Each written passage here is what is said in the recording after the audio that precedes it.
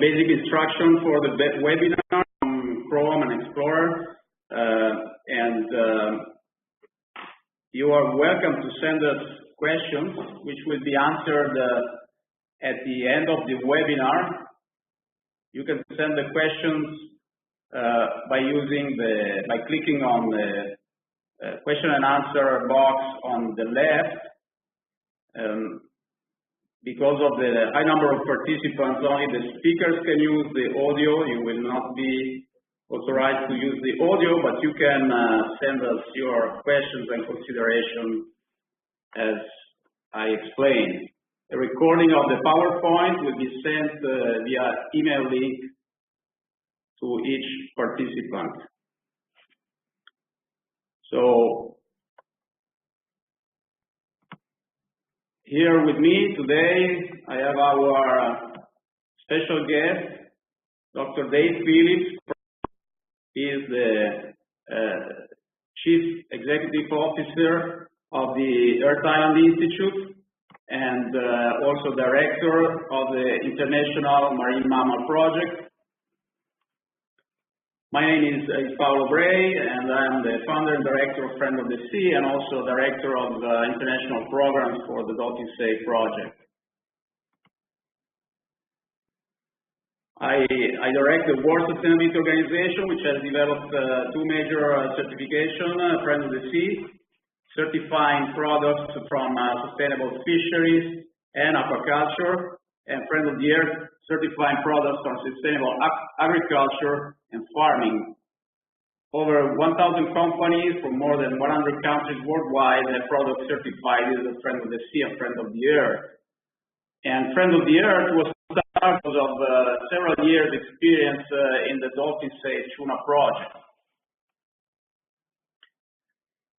So this is Dave. Before we get into talking about the WTO, the World Trade Organization decision, and what that means for dolphin protection, we thought it might be valuable to spend a little bit of time just summarizing some of the efforts and understandings about how Earth Island and the International Marine Mammal Project, the Dolphin Campaign, proceeds. So Earth Island Institute was founded in 1982 by David Brower. It's headquartered in Berkeley, California. We have over 80 projects working on a variety of topics around the world, including the International Marine Mammal Project and our Brower Youth Awards program. With respect to the tuna dolphin issue, this has confronted as many as the largest killing of dolphins in the history of the world, caused by the intentional chase and encirclement of dolphins in the purse seine nets in the east, largely almost entirely in the eastern tropical Pacific, where speedboats and helicopters are used to put nets, 1.5 mile long nets, around entire schools of dolphins as a way of catching the yellowfin tuna that swims below. Since the fishery was invented in the late 50s, more than 7 million dolphins have been killed. After the historic decision in 1990 establishing the Dolphin-Safe fishery concept, we began a monitoring program and have more than 30 monitors now operating in countries around the world to work with tuna companies with a Dolphin-Safe standard. And that is conducting more than 700 inspections per year to make sure that there is full compliance with companies not using and purchasing, processing tuna that's caught by setting nets on marine mammals, or use of high-seas drift nets, and that has a number of other elements to ensure the protection of sharks and turtles and marine habitat. We now cover more than 90% of the worldwide canned tuna industry. More than 800 companies are certified Dolphin Safe and monitored by us, with more than 200 of those coming from the EU. The program continues to grow. There's more and more interest in sustainability and in the protection of dolphins and ensuring that it's in ways that are safe for dolphins. over the years, right to the present, our number of companies and the number of companies that are committing to DolphinSafe continues to grow. We've had our number of countries where we operate has almost doubled, and now is up to 76 or more countries that we work in. Here you can see only a sample of the several brands and companies which are participating to the Dolphin-Safe project. And here you can see some examples of tuna products, not only canned products, but also frozen products out there carrying the officially registered DolphinSafe logo of the Earth Island Institute. The impact that the project has had has been tremendous. The impact to dolphin-safe fishing has been tremendous.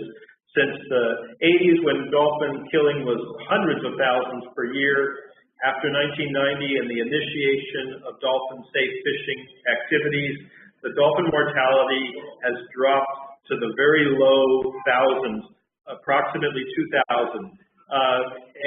However, it is still going on, and this is why it's so important to keep the pressure going.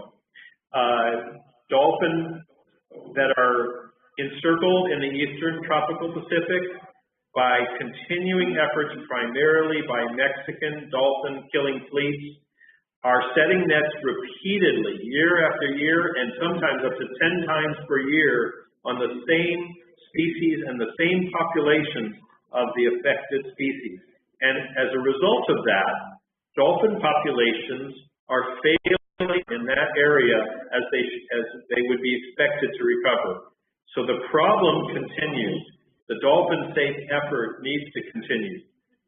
So that brings us into the importance and what happened with the WTO, which is the World Trade Organization's consideration and rulings around the DolphinSafe label. It's important, I think, to remember that this didn't just start 10 years ago when Mexico filed the challenge against the World Trade Organization ruling in 2008. It actually started back in 1990 when the Dolphin Protection Consumer Information Act was passed and the first DolphinSafe labels took effect. Mexico took the position, the Mexican government has worked tirelessly to try to eliminate that DolphinSafe label. They tried to eliminate the embargoes that were put in place. And then when the law was changed to essentially allow Mexican tuna to come into U.S. markets, as long as it didn't have a DolphinSafe label on it, they then began saying, no, we want to bring our tuna in with a DolphinSafe label, and we will go to the World Trade Organization to make sure that they rule that the label is discriminatory and is weakened to allow us to bring in dolphin unsafe tuna and call it DolphinSafe. And that has been the basis of 10 years of effort to go back and forth over whether or not the U.S. laws pertaining in the DolphinSafe label is discriminatory against Mexico or not. Our claim was it was not, that it applied around the world, and that the real area where it was happening was in the Eastern Tropical Pacific. But the U.S. did change regulations in 2 instances to make sure that it did apply internationally, and that, in fact, all fishing would have to submit documentation to ensure that no encirclement was happening and no dolphins were killed in order for it to be considered dolphin safe. Mexico also pressed for large economic penalties against the U.S. for the use of the label, trying to get, at one point, up to $475 million per year in restitution to Mexico, trimmed to $163 million annually. if it could be shown and if the WTO would rule that it was discriminatory against Mexico. Finally, in October of 2017, the WTO ruled that, in fact, the DolphinSafe label was a valid conservation objective, a valid scientific label, and was not discriminatory towards Mexico, and that they would not warrant any penalties, damages from the U.S. for the use of the label. Mexico appealed that final ruling, and it took a year, and finally, just this past December, a final ruling was made in favor of the DolphinSafe label, that it was fully compliant with WTO standards, and that this concludes a very decades-long effort by Mexico to try to find a way around the DolphinSafe label. I want to say something about why this is important, why it makes such a difference. And the reason for that is that if Mexico had succeeded in getting the World Trade Organization to undermine the U.S. DolphinSafe label, that would have had severe negative consequences around the world. It would have allowed dolphin deadly tuna from Mexico to come into U.S. markets masquerading as DolphinSafe. It would have undermined the efforts of all the tuna companies who have faithfully abided by a real substantial definition of DolphinSafe, unraveled the protections that are offered under DolphinSafe, and it would have given an incentive to continue the practice of setting nets on dolphins. It would have created the stage for going back to the days in which more and more and more dolphins were killed. So it's extremely important for the legitimacy of the DolphinSafe program that's grown exponentially since 1990 if Mexico were to have been successful in undermining that effort. And I would say one other thing, which is that Mexico continues to try to find ways to get around and undermine the DolphinSafe label, including the very bad decision made by MSC, the Marine Stewardship Council, to grant its eco-label to Mexico. This also is an effort by Mexico to try to find a replacement for the dolphin and try to find other ways to get legitimacy in the market, even though it's caught by killing dolphins and is not sustainable to the dolphin populations. Friend of the Sea, from the start, has collaborated with the Earth Island Institute and the DolphinSafe Project. In fact, it has included in its requirements for certification of products from sustainable fisheries, in particular for tuna companies, that they must be compliant with the Earth Island DolphinSafe standard and must be approved by the DolphinSafe Project. And as you can see, several companies use in combination the DolphinSafe and the Friend of the Sea logo on their products. In fact, Friend of the Sea is currently the only sustainability certification which receives approval of the Earth Island Institute.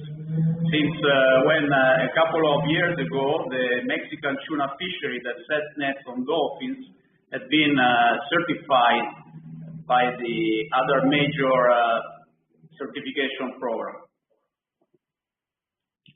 So again, thinking about what this means in sort of going forward with the DolphinSafe program, it's our belief that with this World Trade Organization dispute resolved, that Mexico and any other countries that are engaged and continue to operate by intentionally chasing, capturing, injuring, and killing dolphins in the pursuit of tuna should stop this practice. They should follow the steps that have been taken by other nations to rely on fishing practices that do not result in the injury and killing of dolphins. Further, It does show that we need to continue to carefully monitor and rely on efforts by tuna companies to keep moving in the positive direction of sustainability and also in the direction of ensuring dolphin protection, and also remaining vigilant against any efforts to weaken that standard or to try to find ways around it. There are times in which Mexico has tried to bring tuna into Europe or into Thailand by making claims that it is dolphin safe or it's consistent with the IATTC definition or other methods of trying to go around the standards.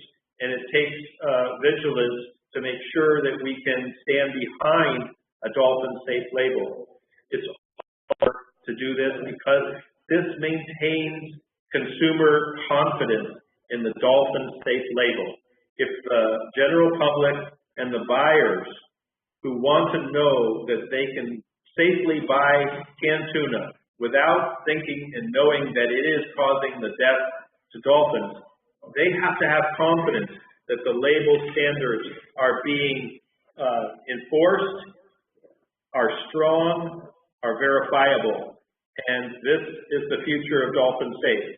We're very encouraged by the WTO ruling. We feel it was a very big victory for dolphins that came after lots and lots of effort over many years, and it does give credence to the label with the simplicity and the truth that if it's to be dolphin safe, methods in which there's no direct, intentional encirclement of dolphins, and that no other label that claims eco-friendliness without such a standard is not going to be sufficient for standing up for consumer confidence and for protecting dolphins. We are also exploring and testing the use of the DolphinSafe logo on seafood from fisheries other than the tuna fishery, for products other than tuna, in order to motivate companies who are sourcing from fisheries who might have some impact on marine mammals to take care of marine mammals and protect them. So that's our summary. We're very interested in your thoughts or questions. Anything that you have, you can communicate online to us, and we'll do our best to answer if people have thoughts, and we'll be ready for that now. Yes, if you have any question and answer, you can write them by clicking on a question and answer box on the left.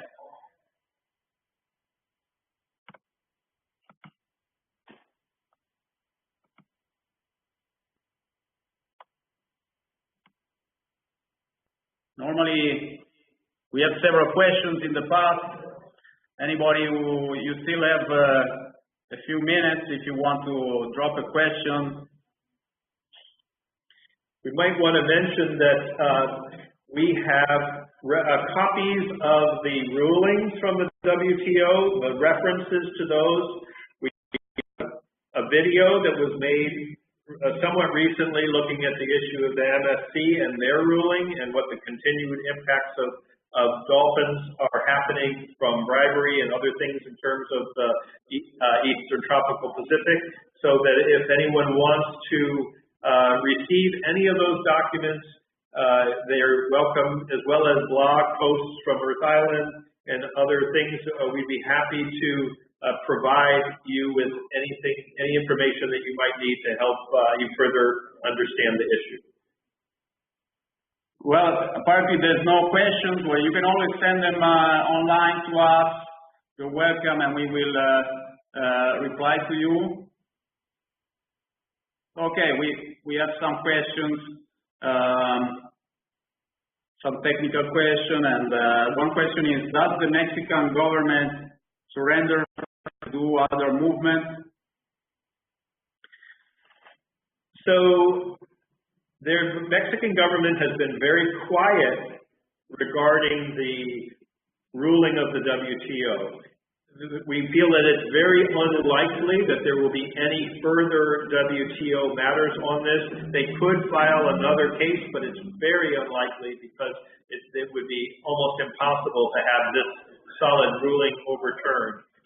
We would like to think that it would motivate on their part a reconsideration of whether or not they could move towards fishing methods that don't kill dolphins that would give them access to U.S. markets. We haven't seen much evidence of that.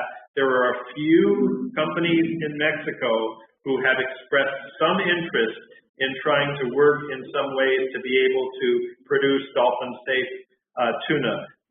But thus far, we've not heard anything yet to suggest that they're ready to make a wholesale change.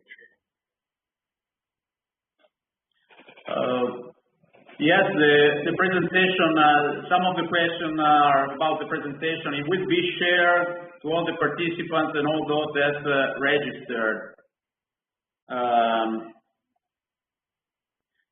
So a question was asked about the behavior of the Mexican companies and their future and their further resistance and future resistance to dolphin-safe.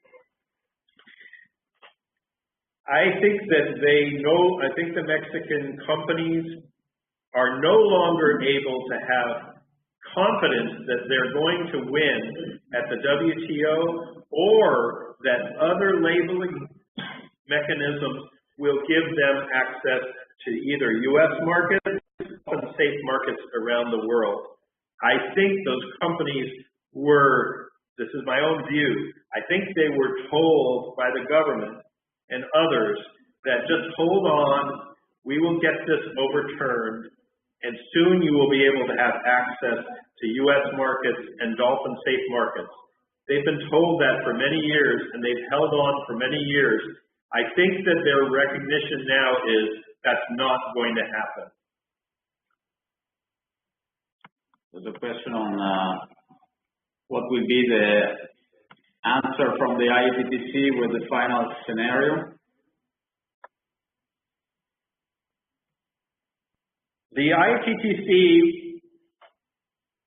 members and individuals were very hopeful that they were going to get the label, the Dolphin-Safe label, overturned. They would like to see be recognized as the standard.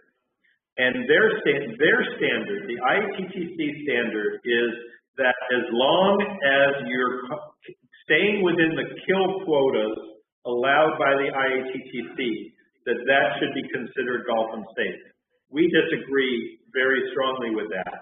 We don't think people want to buy tuna from companies that say, well, we're killing less dolphins than we killed last year. The public wants dolphin safe to mean dolphin safe. So the IATTC is going to be also like the tuna companies, having to recognize that their efforts to promote a different standard is not working. We would hope that they might, at long last, also change to recognize the value of transitioning for those countries. I hope so. It would be a big change for them.